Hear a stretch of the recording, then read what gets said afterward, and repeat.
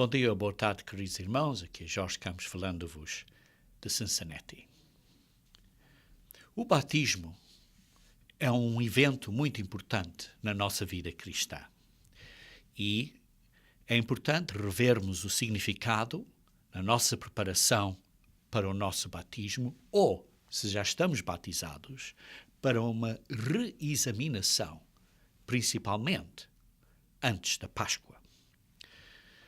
Nesta série de estudo bíblico acerca do batismo, e particularmente hoje, vamos cobrir várias escrituras.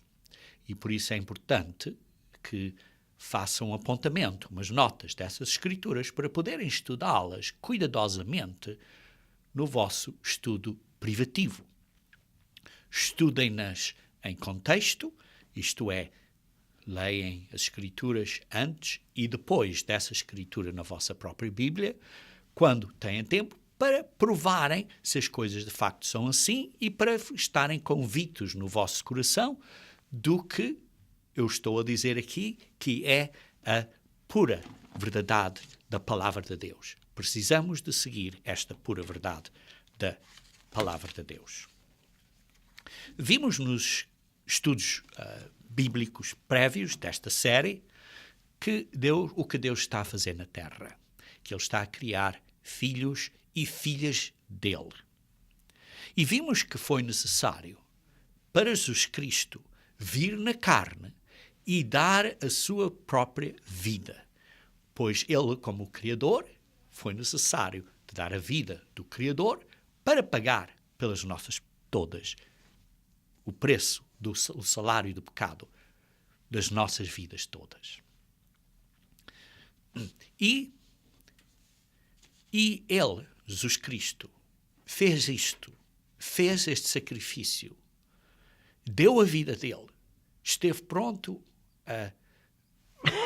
a dar a sua vida eterna e vir para a carne e dar a sua vida física e morrer, porque tinha completa confiança que o Pai o ressuscitaria.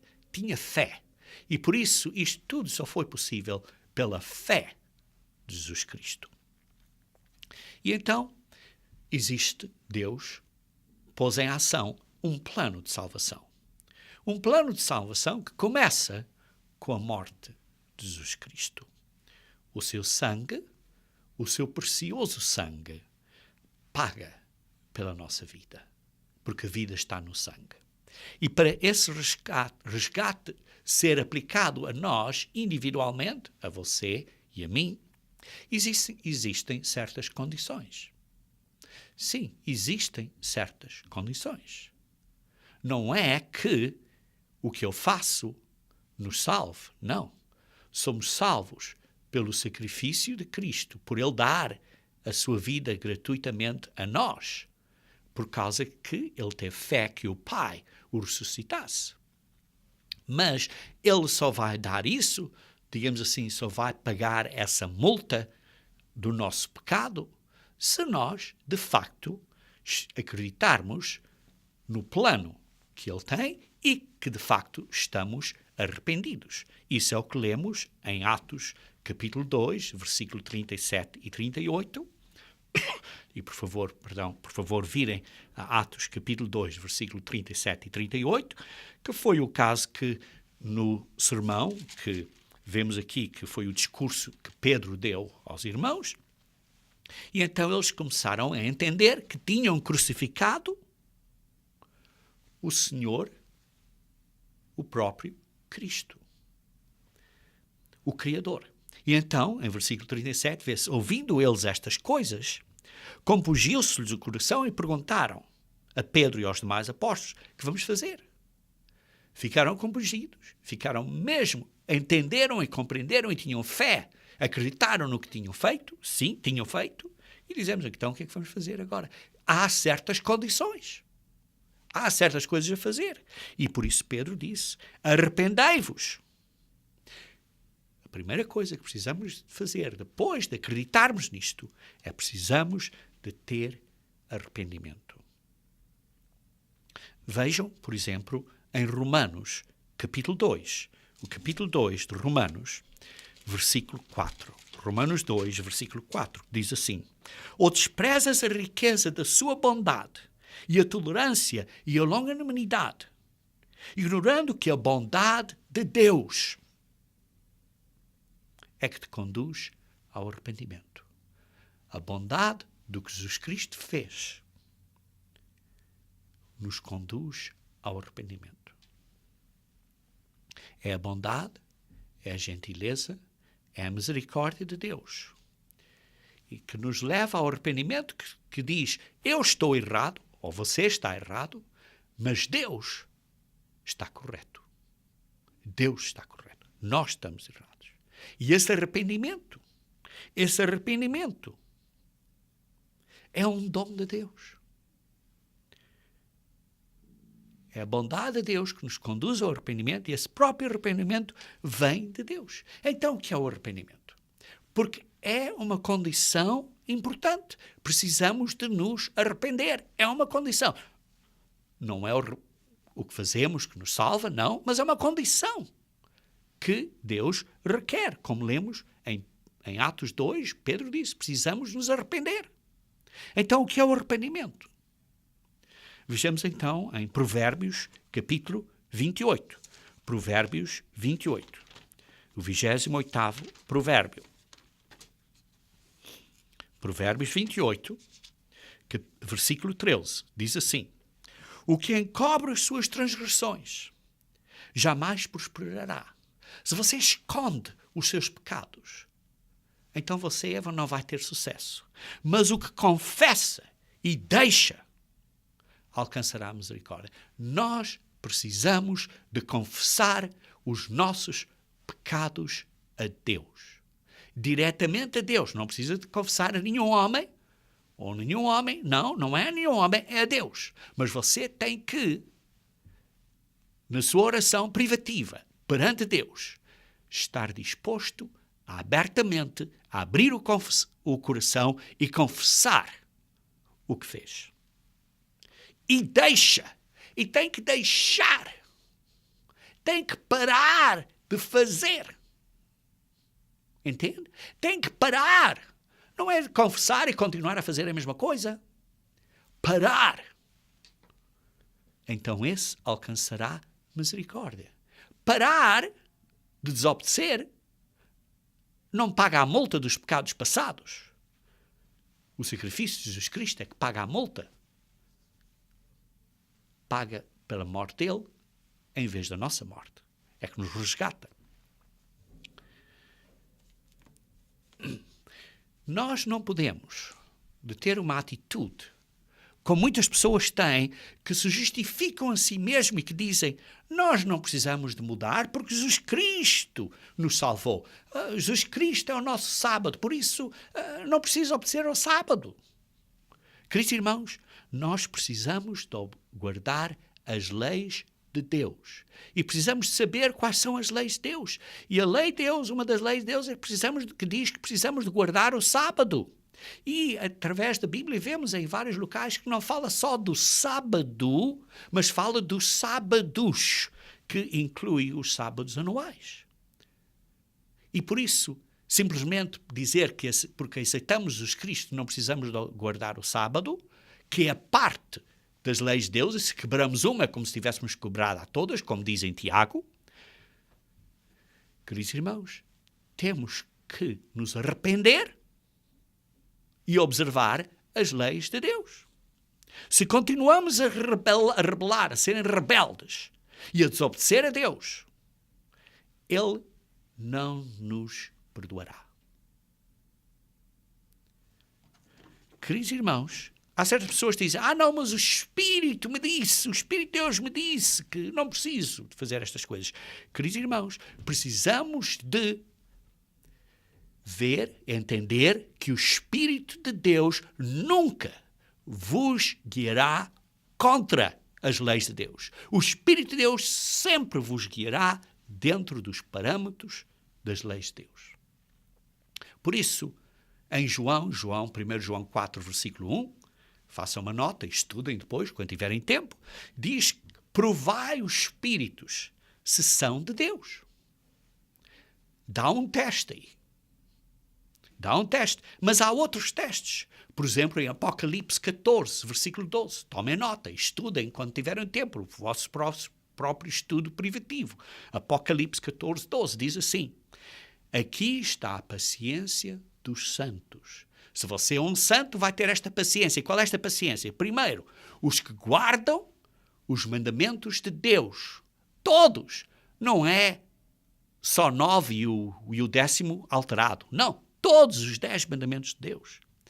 E a fé de Jesus Cristo. Precisamos ter esta fé em Jesus Cristo. Guardamos essa fé dele e precisamos ter fé em ele. Vejam também em Isaías 8, versículo 20, em que dá outro ponto de prova, de provar os espíritos, porque os espíritos têm que te dar uma instrução para guardar os mandamentos e a fé. Não é só a fé e deitar de fora os mandamentos, é guardar os mandamentos, observar a eles todos. Pessoas dizem, eu guardo o sábado todos os dias. Como é que podem guardar o sábado todos os dias? Então não trabalham, porque a lei do sábado diz, não trabalhem nesse dia. Então não trabalham todos os dias. Queridos irmãos, em Isaías 8, versículo 20, diz assim: há lei e ao testemunho. Há lei de Deus e ao testemunho de Jesus Cristo e dos apóstolos de Jesus Cristo. Precisamos ter ambos, a lei de Deus e o testemunho de Jesus Cristo e dos apóstolos, que isto é, a fé dele e os ensinos de Jesus Cristo, e ambos. Porque Jesus Cristo não eliminou a lei. Sim, ele cumpriu a lei, mas cumprindo a lei nos deu um exemplo que devemos fazer a mesma coisa. Devemos seguir o exemplo dele. Como Isaías 8, versículo 20 diz, há lei e ao testemunho. Se eles não falarem segundo esta palavra, é porque não há luz neles. Queridos irmãos, se não estão a falar de acordo com o testemunho de Cristo e dos apóstolos e com a lei de Deus, não há luz deles. Não há luz neles. Vejam também em Salmos 32. Salmos, capítulo 32.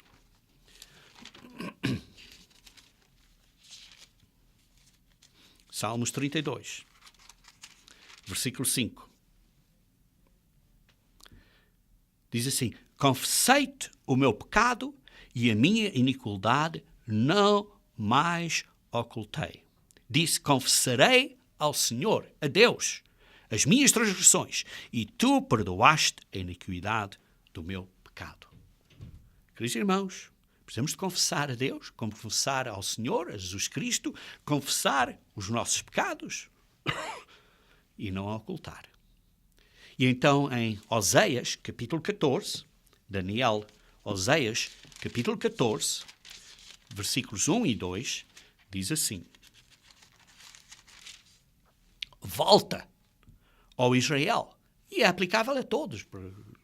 Deus não é discriminador, não discrimina uma coisa para Israel, outra coisa para os outros. É aplicável a todos. Volta, ó Israel, para o Senhor, teu Deus, porque pelos teus pecados estás caído. Tende convosco palavras de arrependimento e convertei-vos ao Senhor. Diz-lhe, perdoa toda a iniquidade, aceita o que é bom, em vez de novilhos, os sacrifícios dos nossos lábios. Queridos irmãos, o arrependimento é mais importante do que sacrifícios. Precisamos de arrepender, precisamos nos converter a Deus. Isso é o que Ele nos diz. Precisamos de converter e arrepender. Isaías 55 diz também, Isaías 55, versículo 6 a 9.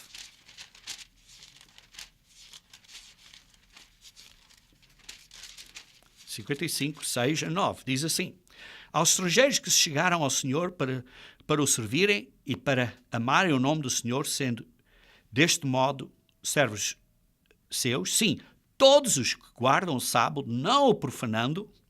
Perdão, estou a ler em Isaías 56, devia ler Isaías 55. Versículo 6 diz assim: buscai o Senhor enquanto se pode achar, invocai-o enquanto está perto.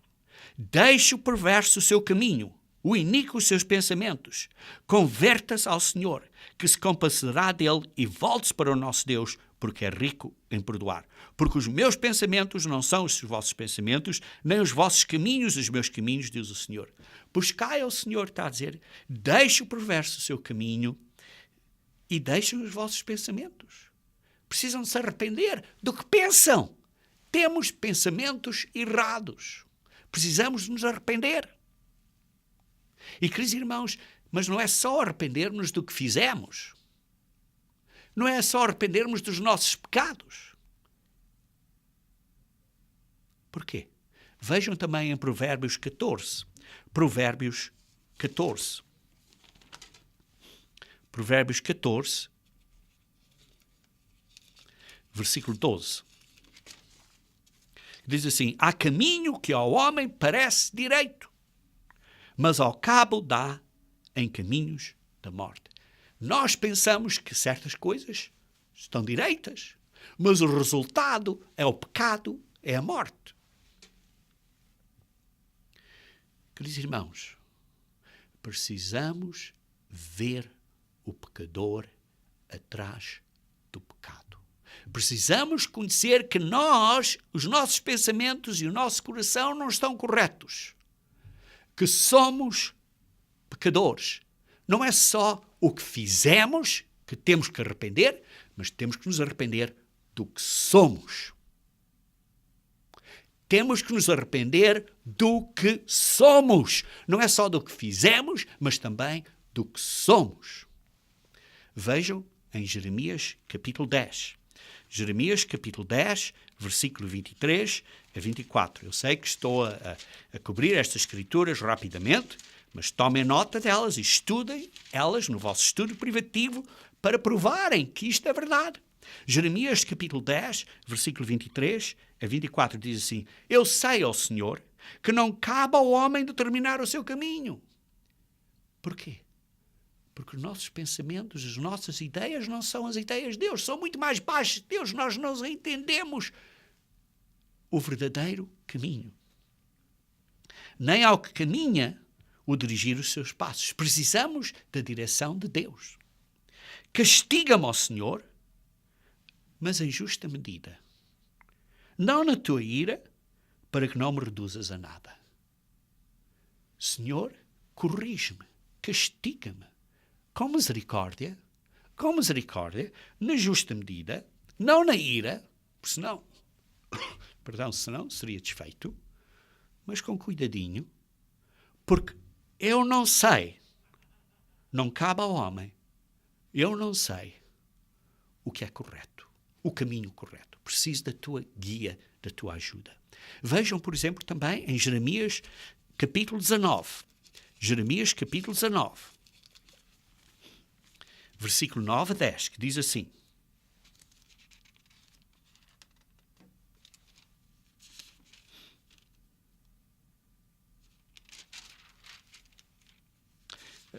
Jeremias 17, versículo 9 a 10. Jeremias 17, versículo 9 a 10. Enganoso é o coração, mais do que todas as coisas, e desesperadamente corrupto. Quem o conhecerá? Quem conhecerá o coração que é corrupto?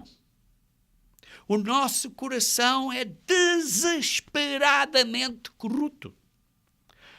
O Senhor, esquadrinha o coração, prova os pensamentos. Deus esquadrinha os nossos corações e Deus vê, conhece os nossos pensamentos, conhece os nossos corações e por isso Ele esquadrinha. E se vamos a Ele e dizer, eu me arrependi, mas se não estamos de facto arrependidos, Ele esquadrinha os nossos corações e vê se estamos de facto arrependidos ou não. E isto para dar a cada um, segundo o seu proceder, segundo o fruto das suas ações. Deus vê os nossos corações, mas o coração é enganador. O coração é enganoso. O coração é desesperadamente corrupto. Vejam então o que Paulo disse em Romanos capítulo 8, porque acabei de escrever uma série de escrituras no Antigo Testamento, e as pessoas dizem, isto é o Antigo Testamento. Mas vejam o que Paulo disse também, em Romanos capítulo 8, versículo 5 a 10, que diz assim: porque os que se inclinam para a carne cogitam das coisas da carne, mas os que se inclinam para o Espírito, das coisas do Espírito. Queridos irmãos, a tendência normal de uma pessoa humana é de ter o pendor da carne. É uma coisa natural. É o que nós somos. É o que nós nos temos de arrepender deste pendor da carne, desta inclinação natural da natureza humana para as coisas da carne. Porque o pendor da carne dá para a morte, mas o pendor do Espírito para a vida e paz. Por isso, o pendor da carne é inimizade para com Deus. E isso é a coisa natural de nós, seres humanos. É o que nós somos. Pois não está sujeito à lei de Deus, nem mesmo pode estar. A pessoa carnal, com o pendor da carne, da maneira natural, não está sujeita às leis de Deus, nem pode estar. Precisamos de entender que isto é o nosso coração, isto é o que nós somos. E isto é o que temos que nos arrepender. Temos que nos arrepender disto, do que nós somos.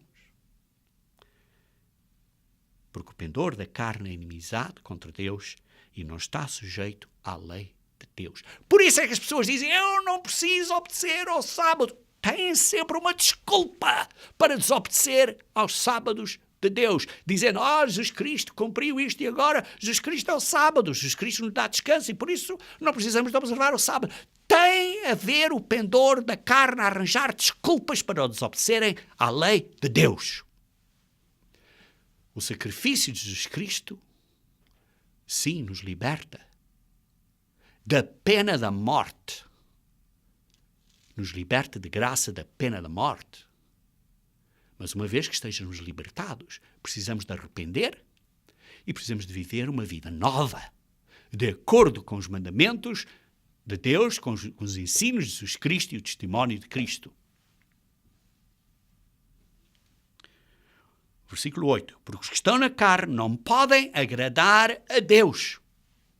E quando vocês estão a dizer: Jesus Cristo nos perdoa, Jesus Cristo cumpriu tudo, e por isso agora o sábado é todos os dias. Isso não é verdade, queridos irmãos. Porque se o sábado é todos os dias, o que é que diz a lei dos sábados? A lei dos sábados diz: descansem, não trabalhem. Quer dizer que vocês param de trabalhar todos os dias e nunca trabalham? Queridos irmãos, o sábado é um dia santificado por Deus para nós termos tempo a estar com os irmãos e congregarmos e aprendermos a palavra de Deus. É um dia solene, é um dia santo. Por isso é que não trabalhamos nas nossas coisas comuns. Mas sim, há certas atividades físicas para observarmos o sábado corretamente com os irmãos. Há certas coisas físicas que precisamos de fazer nesta convivência.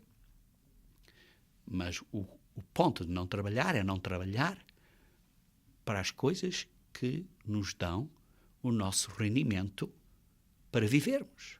Paramos isso.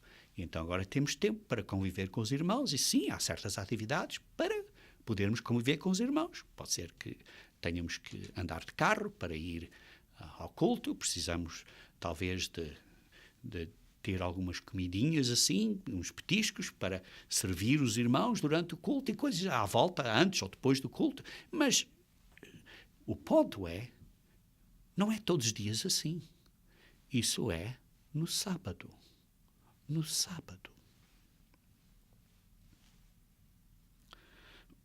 Portanto, os que estão na carne não podem agradar a Deus. Continuando no versículo 9. Vós, porém, não estáis na carne, mas no Espírito. Se vocês, de facto, têm o Espírito Santo de Deus, se, de facto, o Espírito de Deus habita em vós. Ele está a falar a verdadeiros cristãos que têm o Espírito Santo de Deus. E se alguém não tem o Espírito de Cristo, isto é o Espírito de Deus, o Espírito de Cristo, esse tal não é dele. Esse tal não é cristão.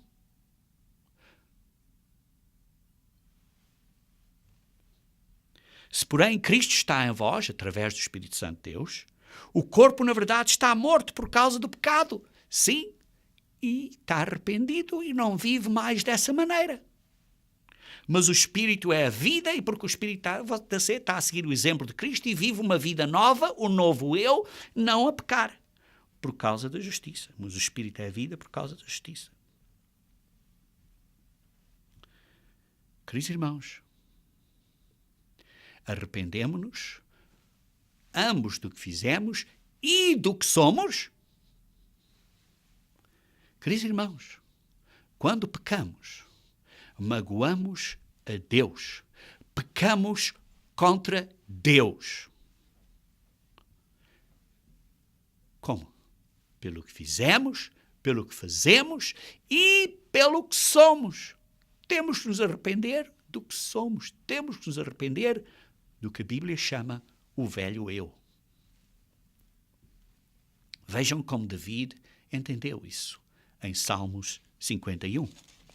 Salmos 51. Vamos começar a ler do versículo 1.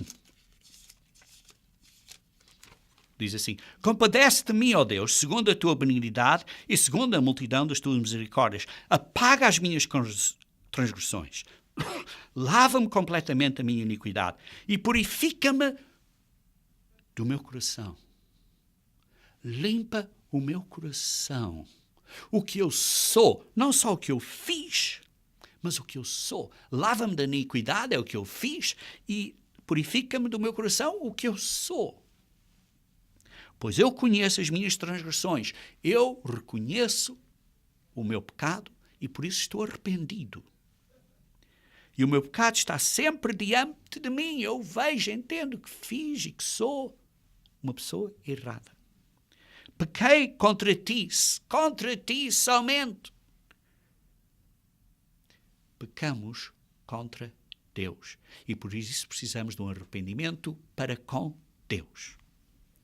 E fiz o que é mal perante os teus olhos, de maneira que serás tido por justo no teu falar e puro no teu julgar.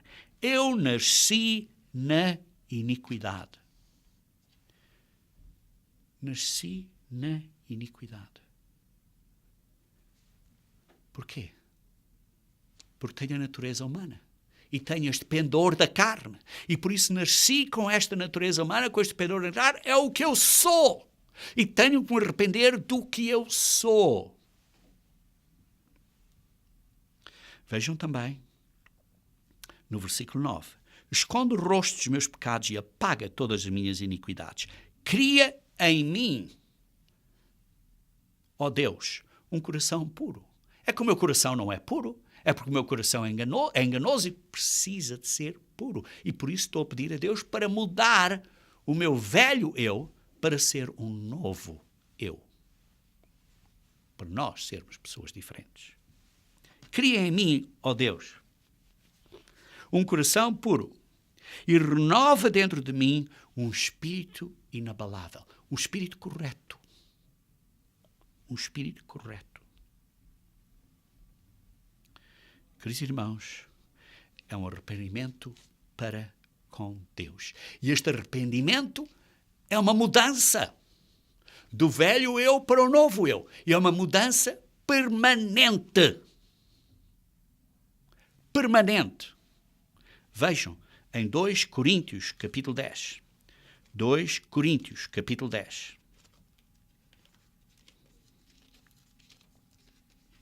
2 Coríntios, capítulo 10.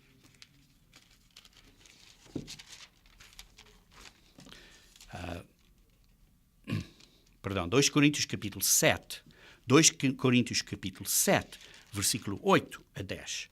2 Coríntios capítulo 7, versículo 8 a 10. Diz assim: Portanto, ainda que vos tenha contristado com a carta que ele escreveu, que foi a primeira carta de Coríntios, 1 Coríntios, não me arrependo. Embora já me tenha arrependido, vejo que aquela carta vos contristou por breve tempo. Vos fez triste por breve tempo. Mas agora me alegro, não porque fostes contristados,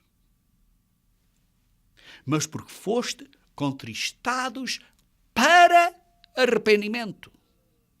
O estarem tristes foi breve, mas esse ato de estarem contristados os conduziu ao arrependimento. Isto é, mudar, converter, deixar o caminho, o velho eu, e começarem a ter um novo eu. Fostes contristados para arrependimento, pois fostes contristados segundo Deus. De uma maneira segundo Deus. Contristados de uma maneira correta, como Deus quer. Uma maneira que seja, na verdade, uma maneira piedosa. Uma maneira segundo Deus. Para que, da nossa parte, nenhum dano sofresseis. Porque a tristeza, segundo Deus, o arrependimento, segundo Deus, esta tristeza que conduz ao arrependimento, segundo Deus, produz arrependimento. Isto é que, quando os cristãos entenderam o que Pedro estava a dizer a eles em Atos 2, e disseram que faremos, Pedro disse, arrependem-se. Precisamos estar contristados ao arrependimento para a salvação, que a ninguém traz pesar. Mas a tristeza do mundo produz morte. Entendem? Há uma tristeza segundo Deus e há uma tristeza do mundo. A tristeza do mundo produz morte. A tristeza segundo Deus é para a vida. Porquê? Porque é um arrependimento. O arrependimento é parar de pecar. Sim, os pecados do passado são perdoados de graça por Jesus Cristo. Mas agora temos que viver uma vida sem pecado. Arrependimento com um novo eu.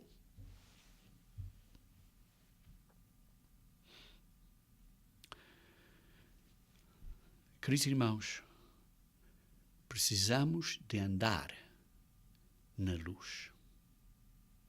Precisamos de parar de andar nas trevas e andar na luz. Precisamos de parar de ser o velho eu, mas ser o novo eu. Precisamos de parar de pecar e começar a obedecer. A andar na luz. 1 João, capítulo 1. 1 João, capítulo 1. 1 João, capítulo 1. Diz assim, começando no versículo 7. Se, porém, andamos na luz, como Ele está na luz, mantemos comunhão, isto é, convivência, uns com os outros.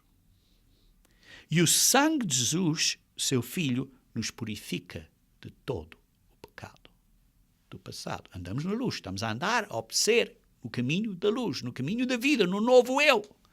E se tropeçarmos de vez em quando, o sangue de Jesus Cristo nos limpa, nos lava, perdoa algumas transgressões que tenhamos, porque estamos a tentar, estamos a esforçar-nos para andar na luz. Não andar na escuridão, nas trevas, mas andar na luz, andar de acordo com os mandamentos de Deus e de acordo com o testemunho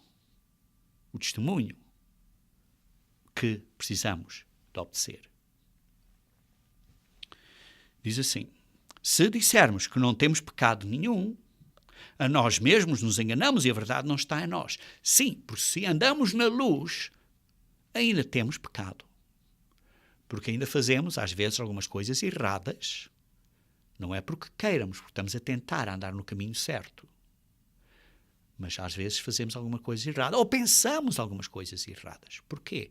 Porque temos ainda esta natureza humana que estamos a lavar, estamos a tentar mudar, estamos a tentar viver na luz e estamos a mudar. E então, conforme vamos mudando, vamos nos arrependendo, aprendemos mais coisas, mais profundamente da verdade de Deus, vamos tendo um conhecimento mais profundo, mas estamos a andar na luz. Quando vemos que há uma coisa que precisamos de obedecer, obedecemos. Versículo 9. Se confessarmos os nossos pecados, Ele é fiel e justo para nos perdoar. Precisamos de confessar a Deus quando fazemos alguma coisa errada. Ele é fiel e justo para nos perdoar os pecados e nos purificar de toda a injustiça. Mas se dissermos que não temos pecado, fazemos-lo mentiroso. Se dissermos, Jesus Cristo vive em nós, não tem pecado nenhum. Temos que nos arrepender, queridos irmãos. fazemos-lo mentiroso e a sua palavra não está em nós. Queridos irmãos, temos que andar na luz. Temos que admitir erros. E precisamos, por isso, do sacrifício de Cristo. E o sangue dele nos limpa, nos lava, nos perdoa. Por isso, quando vivemos neste caminho da luz, vai haver frutos. Sim, vai haver frutos. Vejam em Mateus, capítulo 3. Mateus, capítulo 3. Mateus, capítulo 3. Diz assim, no versículo 8 a 10. Produzi, pois, frutos dignos de arrependimento. Se de facto estamos arrependidos e a viver uma vida nova, em que não vivemos o velho eu, mas vivemos e andamos de acordo com o novo eu, vai haver resultados, vai haver frutos. Frutos dignos desse arrependimento. E não comeceis a dizer entre vós mesmos, temos por pai a Abraão. Hoje em dia o que é que as pessoas dizem? Nós temos Cristo em nós e por isso não precisamos fazer isso. Temos Cristo em nós, pronto, Ele já nos salvou tudo e só precisamos aceitar Cristo. Não digam isso. Não comeceis a dizer entre vós, temos Cristo em nós. Como eles disseram, temos por pai a Abraão. Porque eu vos afirmo que destas pedras Deus pode suscitar filhos de Abraão. Destas pedras pode suscitar filhos, irmãos de Cristo. Já está posto o machado à raiz das árvores. Já está posto. Cristo já fez o sacrifício. Sim, sabemos que já fez. Quando Cristo veio à terra, já estava posto aqui esse machado. Porque já estava a acontecer. Ele tinha fé, ele tinha o Espírito de Deus, e ele ia obedecer às leis de Deus, e por isso fez o que veio à terra para fazer. Já está posto o machado à raiz das árvores. Toda a árvore, pois, que não produz bom fruto, é cortada e lançada ao fogo.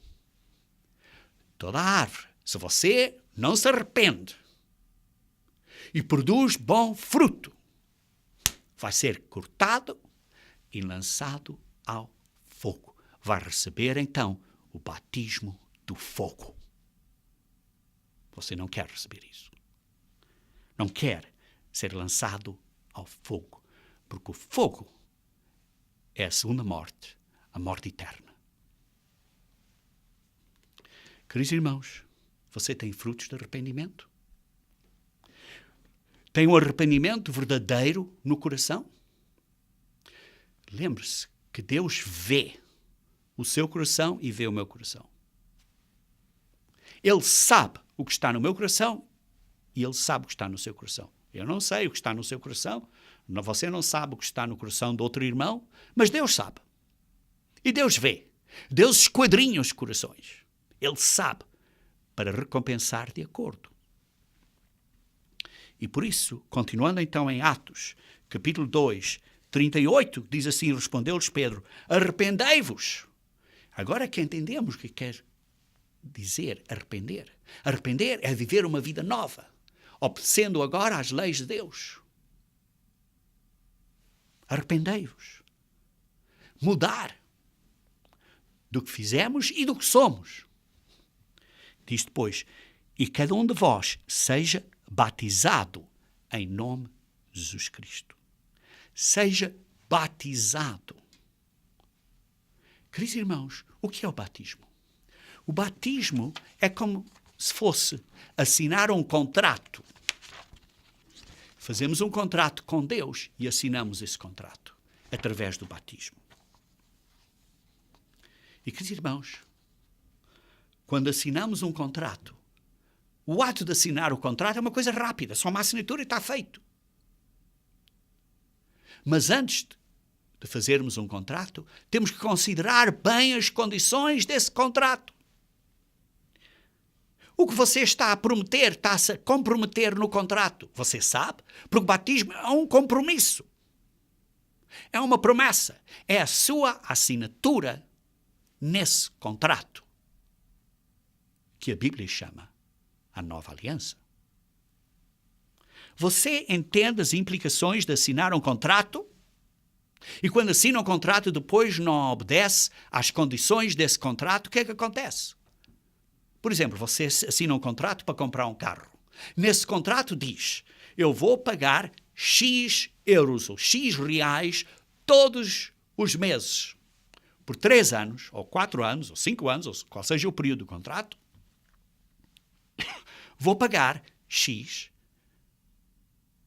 para que o carro seja o meu ao fim desse período. Quando assinamos um contrato, temos um compromisso. Fazemos um compromisso. Por outro lado, a pessoa com que fazemos o contrato também faz um compromisso. No batismo, você faz uma promessa que de agora em diante você vai obedecer a Deus. Porque se arrependeu e vai viver de acordo com o novo eu. É a promessa que você faz ao batismo.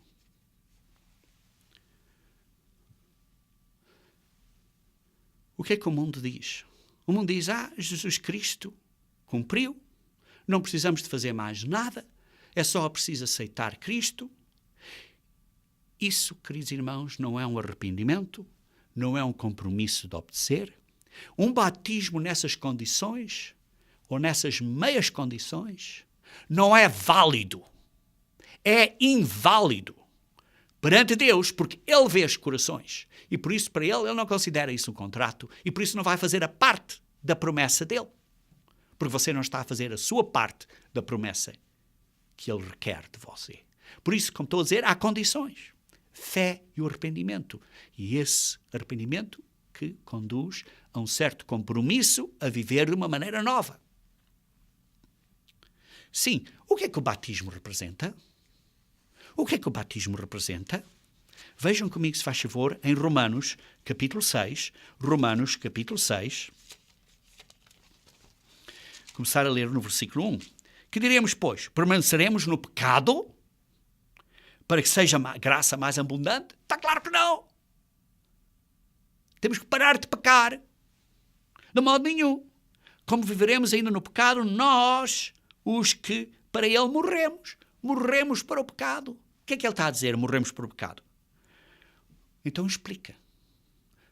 A dizer que quando somos batizados, morremos para o pecado. Ou porventura ignorais que todos nós que fomos batizados em Cristo, Jesus, fomos batizados na sua morte. E como Ele morreu pelo nosso pecado, nós morremos pelo pecado. E por isso, simbolicamente, o batismo representa nós a dizermos, a assinarmos o contrato, fazermos o compromisso, a dizer que o nosso velho eu para.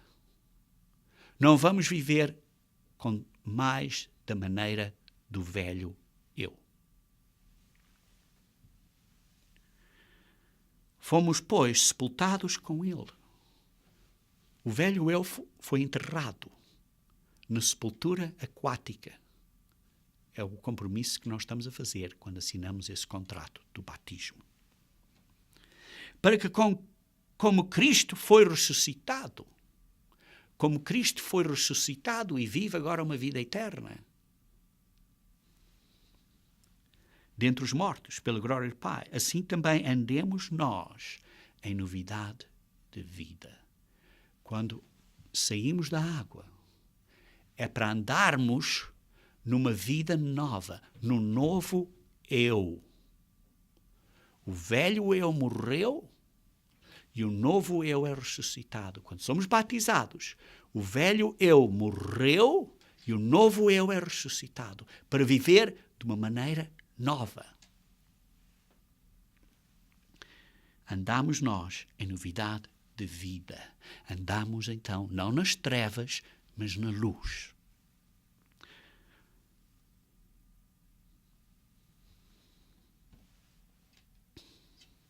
Porque, se fomos unidos com Ele na semelhança da sua morte, certamente o seremos também na semelhança da sua ressurreição. Sim, seremos. Mais tarde, ressuscitados também, como Ele, na semelhança dele. Sabendo isto, que foi crucificado com Ele o nosso velho homem. Morreu o nosso velho homem, para que o corpo do pecado seja destruído e não sirvamos o pecado como escravos. Destruímos o velho eu. Continuando no versículo 8. Ora, se já morremos com Cristo, queremos que também com Ele viveremos um novo eu. Com Cristo.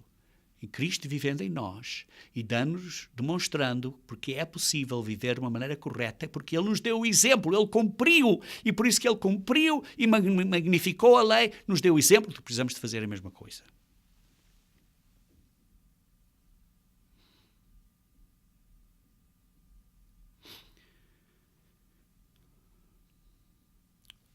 Queridos irmãos, precisamos de entender que o batismo é morrer o velho eu e começar a viver agora uma vida nova com um novo eu.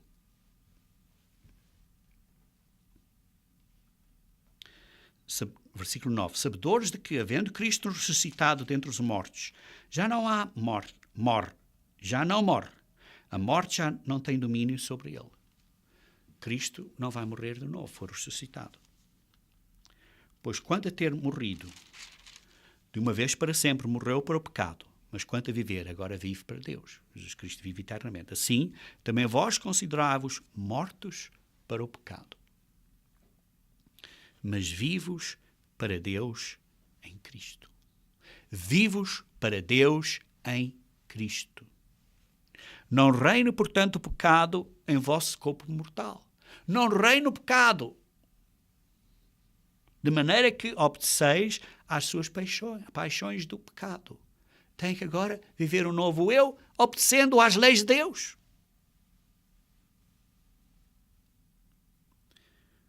Versículo 23. Porque o salário do pecado é a morte, mas o dom gratuito de Deus é a vida eterna em Cristo Jesus, nosso Senhor. Sim, é o dom que Ele nos dá, mas há condições, como vimos. Temos que viver agora com um novo eu. E essas condições é a fé e o arrependimento, e por isso uma promessa de que estamos mesmo arrependidos. Vejam em 1 Coríntios, capítulo 6, 1 Coríntios, capítulo 6, versículos 19 e 20. Acaso não sabes que o vosso corpo é o santuário do Espírito Santo e que está em vós, o qual tendes da parte de Deus e não sois de vós mesmos? Porque fostes comprados por preço. Pois agora glorificai a Deus no vosso corpo. Como? Vivendo da maneira que seja de acordo com o novo eu. Glorificando a Deus no nosso corpo, na nossa vida física. Vejam também 1 Coríntios, capítulo 7, versículo 23. Por preço fostes comprados. Não vos torneis escravos de homens. Fostes comprados por preço, pelo precioso sangue de Cristo. E por isso fostes resgatados. E agora precisamos nos submeter a Deus e não a homens. Vejam também em 1 Pedro, capítulo 1, versículos 18 e 19. Diz assim: sabendo que não foi mediante coisas corruptíveis como prata ou ouro que fostes resgatados do vosso fútil procedimento que vossos pais vos legaram. Isto é, vocês foram resgatados do velho eu. Mas foram resgatados com quê? Pelo precioso sangue, como de cordeiro, sem defeito e sem mácula, o sangue de Cristo. Fomos comprados pelo sangue de Cristo. Queridos irmãos, por isso, é que quando somos batizados, deixamos o velho eu e vivemos o novo eu. Além disso, quando somos batizados, vejam também em Mateus, versículo 28. Mateus, versículo 28, que diz assim, começando a ler do versículo 19 e 20. Indo, portanto, fazei discípulos de todas as nações, batizando-os em nome. Esta palavra em, aqui vem do grego, neste caso, que é eis, eis, quer dizer, para dentro. Batizai-vos no nome, para dentro do nome. Do nome de quê? O nome do Pai? Qual é o nome do Pai? Deus. O nome do Filho? Qual é o nome do Filho? Filho de Deus. E o nome do Espírito? Qual é o nome do Espírito? O Espírito Santo de Deus. Somos batizados para dentro do nome de Deus, para esta família de Deus. Somos batizados para dentro desta família de Deus, para dentro deste nome. E por isso somos ensinados a guardar todas as coisas que vos tenho ordenado. Todas as leis que Jesus Cristo cumpriu e que nos deu para obedecer, como Ele cumpriu. E somos batizados, como lemos há pouco, em Atos 2, 38, diz assim, cada um de vós seja batizado em nome de Cristo. Aqui a palavra em é outra palavra grega que diz epi, que significa pela autoridade. No nome de Cristo. Somos batizados pela autoridade, como se Ele o tivesse feito pessoalmente. Somos batizados em nome de Cristo, para dentro do nome da família, isto é, o nome da família que é Deus, o nome do Pai, o nome do Filho de Deus e o nome do Espírito Santo de Deus. Queridos irmãos, isto é o batismo verdadeiro. Mas para fazermos este batismo, para fazermos este compromisso, precisamos de fazer as contas e ver o que isto custa. Precisamos de calcular a despesa. É como você, por exemplo, você antes de comprar um carro, você vai ver se vai ter dinheiro suficiente para pagar o carro. E por isso vejam em Lucas, capítulo 14. Lucas, capítulo 14, versículo 26. Lucas 14, versículo 26 diz assim: Se alguém vem a mim e não aborrece o seu pai, a sua mãe, mulher, e filhos, e filhas, e mais, e irmãs, e ainda a sua própria vida, não pode ser meu discípulo. Deus é primeiro, a sua vida e todas as outras coisas são segundo. Mas Deus é primeiro. Tem que pôr Deus uma prioridade na vossa vida. Seguir o caminho de Deus, os mandamentos de Deus, os princípios que Ele nos dá, a lei de Deus. Ele é primeiro. Isso é o compromisso que você está a fazer ao batismo. Compromisso de pôr Deus primeiro, de viver o novo eu, que põe Deus primeiro nesse novo eu. E qualquer que não toma a sua cruz e vier após mim, não pode ser meu discípulo. Se você não fizer este compromisso, fazer isso, e estar pronto a sofrer como eu sofri, não pode ser meu discípulo. Pois qual de vós, pretendendo construir uma torre, não se assenta primeiro para calcular a despesa? Nós temos que calcular a despesa. E, queridos irmãos, se você não está pronto, não faça. É preciso estar pronto. É preciso de fazer este compromisso. Não faça um compromisso que depois você não pode obedecer, porque não está pronto, ainda não está comprometido. Quando você esteja pronto, compromita-se. Mas é quando você esteja pronto. É um compromisso importante. Pois, diz assim, pretendendo construir uma casa, não se senta primeiro para calcular a despesa e verificar se tem os meios para concluir. Se você não está pronto, não tem os meios, não o faça ainda. Faça mais tarde. Mas se você está pronto, faça agora. Mas é um compromisso. Lembre-se que é um compromisso.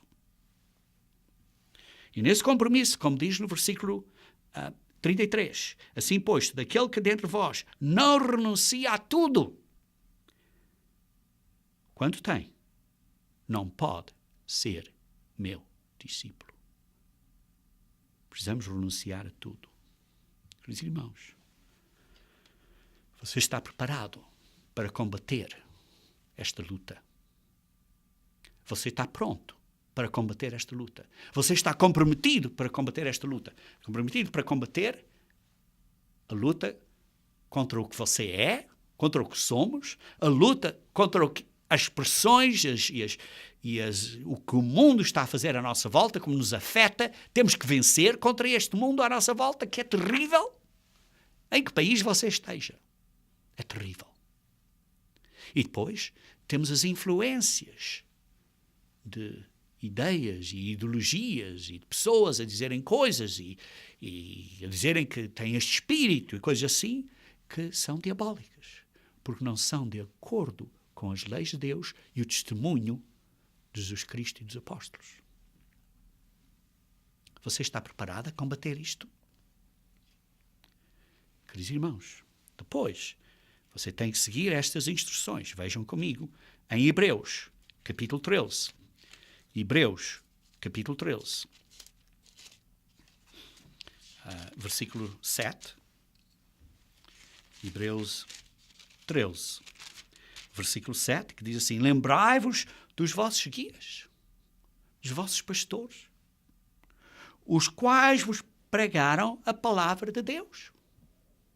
Não está a falar de pastores falsos. Pastores, você tem que provar os espíritos, como demonstrei anteriormente, ver se é de acordo com a lei de Deus e de acordo com o testemunho de Jesus Cristo e dos apóstolos. Tem que ser de acordo com isso. Tem que ser os mandamentos de Deus e a fé de Cristo. Tem que ser acreditar que o Messias veio de onde ele estava, da forma de Deus, se submeteu para vir à forma humana e para sacrificar. E por isso é que o sacrifício dele é suficiente para pagar os nossos. Temos que crer nestas coisas todas. E por isso diz: lembrai-vos dos vossos guias, os pastores, os quais vos pregam a palavra de Deus.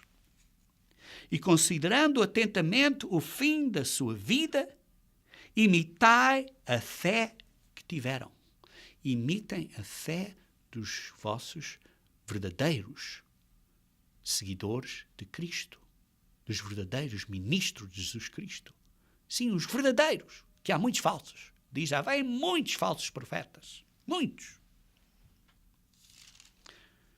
Jesus Cristo, ontem e hoje, é o mesmo e será para sempre. Ele não mudou a lei de Deus. Não mudou o sábado. É o mesmo e o será para sempre. Vejam também no versículo 17. Obedecei aos vossos guias, aos vossos pastores, aos vossos líderes, e sede submissos para com eles, pois velam por vossa alma, como quem deve prestar contas. Nós, como pastores, temos que prestar contas, temos que dizer a verdade. Vocês não gostam de algumas coisas que eu digo, mas é a verdade, tem que dizer. Como quem deve prestar contas, eu tenho que prestar contas. Disse a verdade a Deus ou não? Para que façam isso com alegria e não gemendo. Sim, queridos irmãos, porque é desencorajador quando há certas pessoas que dizem que são irmãos e que estão a lutar e a dizer mal da igreja ou dizer mal dos caminhos de Deus. Isso, para nós, como pastores, gememos por causa disso. Porque sentimos isto, que estas pessoas estão erradas e precisam se arrepender. Por isso, nós velamos pela vossa alma. Porque temos que prestar contas. E por isso, obedecei a esses guias e sede submissos. Sede mansos, submissos. Para que façam isso com alegria e não gemendo, porque isto não aproveita a vós outros. Sim, se vocês não estão a submeter e a seguir, então isto não aproveita. Façam isto de uma maneira que seja uma maneira agradável para todos. Queridos irmãos, precisamos de seguir este ensino. Vejam em 2 Pedro, capítulo 2. 2 Pedro, capítulo 2, versículo 20 a 22, que diz: portanto, se depois de terem escapado das contaminações do mundo, mediante o conhecimento do Senhor e Salvador Jesus Cristo, se enredarem de novo e são vencidos. Queridos irmãos, se vocês são batizados, fazem este compromisso e depois voltam para trás, se vocês entendem o compromisso que estão a fazer e depois andam para trás, e se deixam herdar de novo e são vencidos nesta luta, perdem, não vencem a luta contra o vosso velho eu, não vencem a luta contra o mundo, não vencem a luta contra Satanás, por isso são vencidos, tornou-se o seu último estado pior que o primeiro, pois melhor lhes fora nunca tivessem conhecido o caminho da justiça, do que após conhecê-lo, volverem para trás. Queridos irmãos, o batismo é um compromisso muito sério. Precisam de entender o significado disto. Completamente. Claramente. Porque depois não há caminho para trás. Depois não há caminho para trás. Como lhes aconteceu, versículo 22, o que disse certo adágio verdadeiro: o cão voltou ao seu próprio vômito e a porca lavada voltou a revolver-se no lamaçal. Queridos irmãos, é um compromisso importante. Por isso, você precisa de se examinar de que tem a certeza. Por isso, primeiro, vejam aqui, Lamentações. No livro de Lamentações.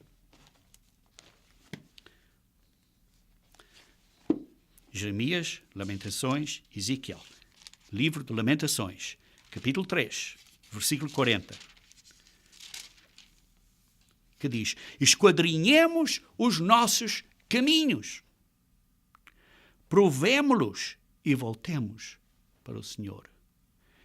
Queridos irmãos, primeiro, precisamos de nos examinar, de esquadrinhar os nossos caminhos, e se já fomos batizados, é bom de reexaminar-nos, principalmente antes da Páscoa.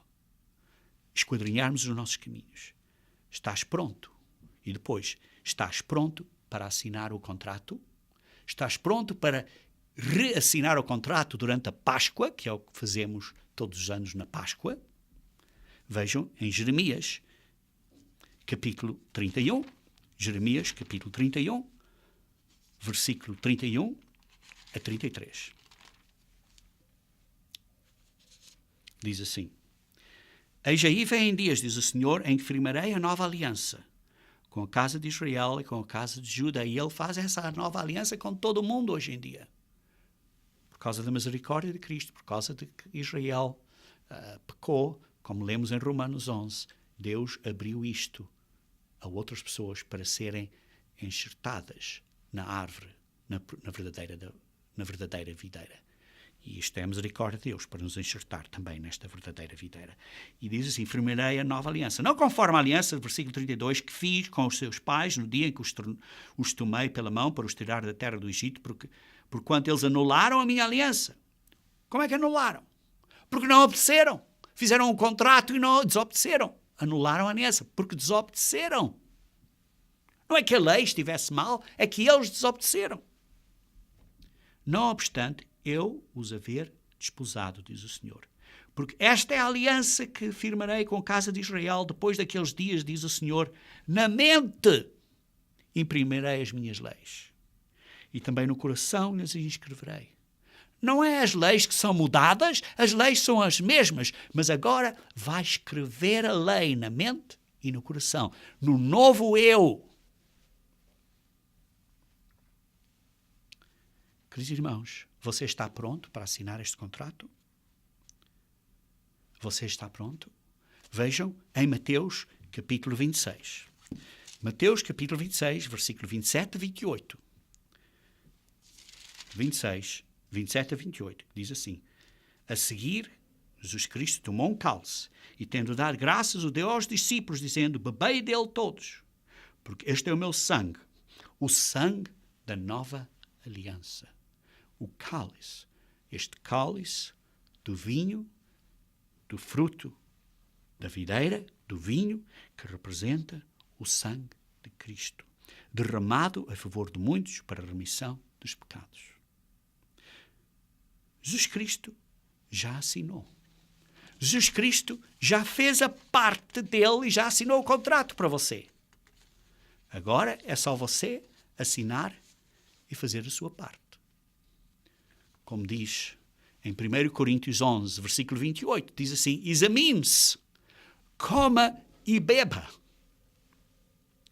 Todos os anos, durante a Páscoa, que é um memorial anual do nosso batismo, do nosso compromisso feito nesta novo contrato que se chama a Nova Aliança.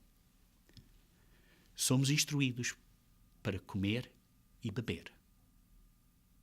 Comer e beber. Comer o pão sem fermento e beber o cálice. O pão sem fermento representa o pão sem pecado, que é Cristo. E o cálice representa os sofrimentos e a vida que Ele deu por nós. Comer representa que nós precisamos de viver uma vida nova. E beber significa que nós precisamos sofrer como Ele sofreu. Como lê em João 6, 46 até 56, que diz: eu sou o pão da vida, e se vocês não comerem deste pão e beberem deste sangue, o meu sangue, vocês não têm vida, não têm a vida eterna. Estudem, depois de ouvirem este sermão, João 6, 48 a 56, vão ver que de facto é o que diz. E ele depois diz, em Mateus 11, 28 a 30, diz: tomei o meu jugo. Sim, não é fácil.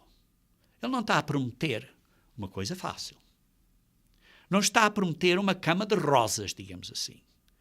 Mas com a ajuda de Deus, tudo é possível. Há um plano para a humanidade, queridos irmãos. Há um plano para a humanidade. Há uma promessa. Mas o desejo de Deus é que todos cheguem ao arrependimento, como podem ler em 2 Pedro 3, versículo 9. Toda a humanidade finalmente será reconciliada com Ele.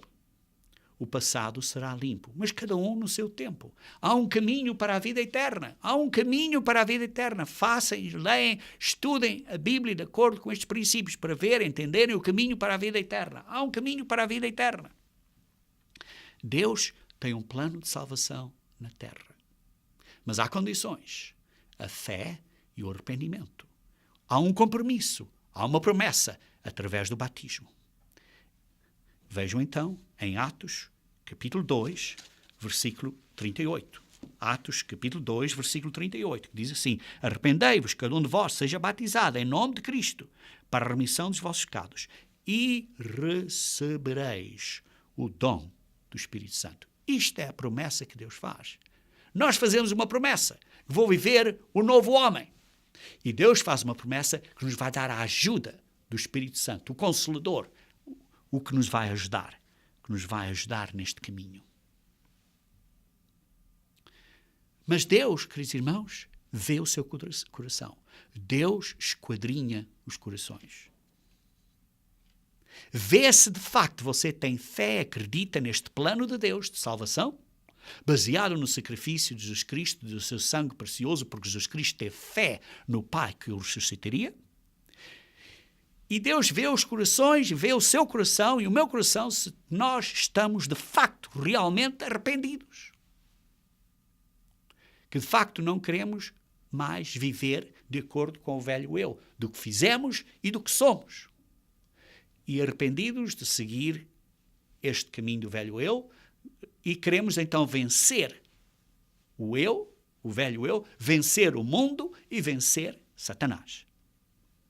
Se você está comprometido a viver o novo eu e a sofrer como ele sofreu, isto é, comer a carne e beber o cálice. Se Deus vê que você fará a sua parte, porque está comprometido, então Ele fará a parte dele, a promessa dele. Ele só dará essa promessa se Ele vê, porque vê o seu coração, que de facto você está comprometido. Você de facto está arrependido. Então diz, então recebereis o dom do Espírito Santo. O dom do Espírito Santo que recebemos pela oração do verdadeiro ministro de Deus e pela imposição das mãos, quando o ministro de Deus impõe as mãos e ora e pede a Deus que lhe dê o Espírito de acordo com a promessa que ele fez. E então o que é que tu e nós precisamos de fazer?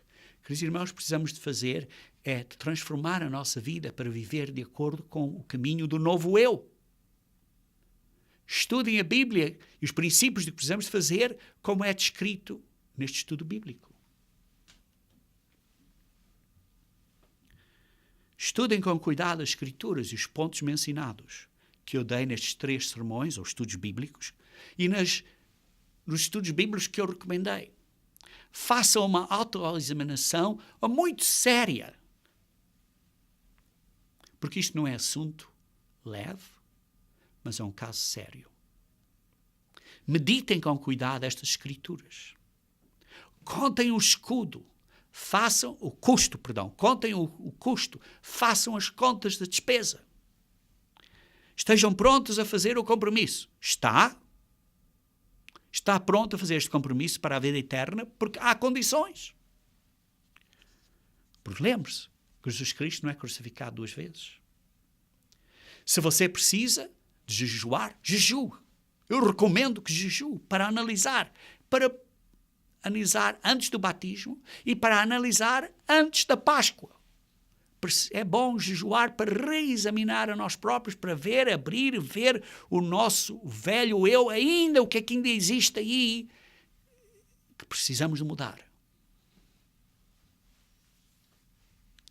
Há algo em você e em mim em que nós não estejamos prontos a arrependermos. Se há, Deus não dá o Espírito Santo a uma mente que não esteja quebrantada, humilde e mansa. Precisamos ter um coração que está compungido e contrito, como lê em Salmos 51, versículos 16 e 17. Queridos irmãos, o que é que devemos fazer depois? Então, se você fez essa análise, essa examinação, e você acredita que está pronto, então contate um ancião da Igreja de Deus, um verdadeiro servente, ordenado por Deus, e peça uma visita de conselho para o batismo.